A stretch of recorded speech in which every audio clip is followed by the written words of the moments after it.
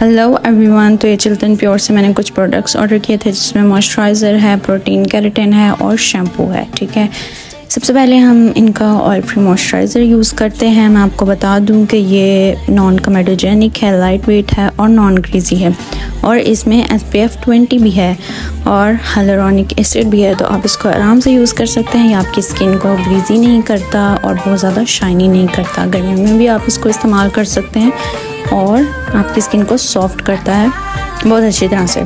Next इनका हमारे पास protein एक शैम्पू है। ये आपकी हेयर फॉल को कम करता है और हेयर ग्रोथ को ज़्यादा करता है और ग्रे होने से रोकता है बालों को।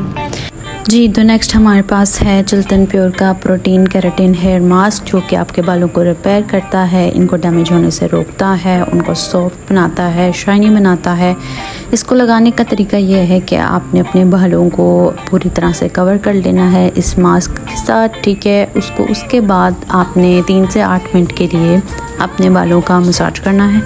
अच्छी तरह से मसाज करने के बाद आपने अपने बालों को धो लेना है। 3 से 8 मिनट मसाज के बाद बालों को आपने धो लेना है। जी, तो आपके खूबसूरत बाल रेडी हैं, जल्दी से जाकर अपना ऑर्डर करें।